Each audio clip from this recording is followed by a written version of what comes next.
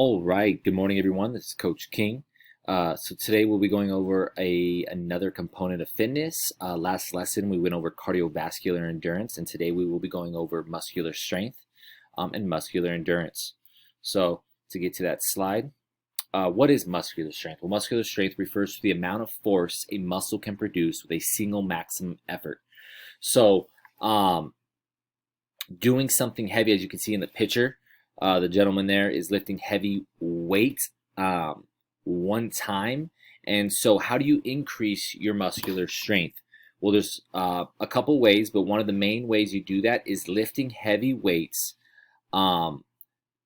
very few times. So example, if I am going to lift with this gentleman in the picture is lifting, I will put on a lot of weight and do it 1 to 2 to 3 times.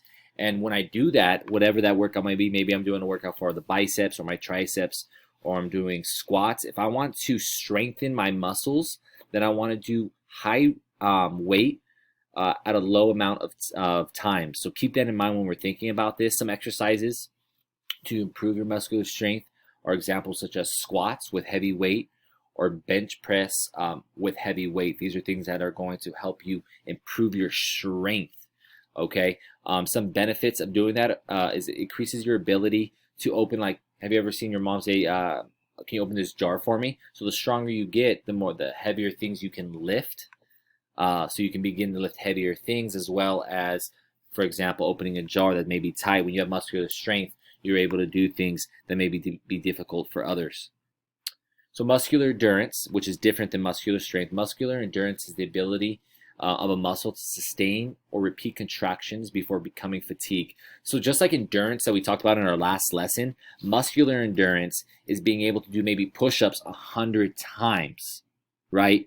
And so that's what muscular endurance is, or doing sit-ups 150 times or pull-ups 100 times. Whatever that may be, being able to do something, whether that be lifting weights for high reps many times, is considered muscular endurance. The difference is, if I were to do push-ups 100 times, that would be considered muscular endurance. But if I wanted to, do a push-up twice, but put a lot of weight on my back, maybe have someone sit on me and do 2 push-ups, that would be considered muscular strength, because it's high weight for low repetitions. And then muscular endurance, if you want to improve your muscular endurance, you want to be able to do something many times with light weight most often, or your own body weight.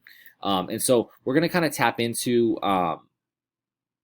some of the differences between sets and reps. Reps are the number of times you complete a single exercise before taking a break. So if I am going to do 10 push-ups, I do my 10 push-ups and take a break. I just did 10 reps, okay?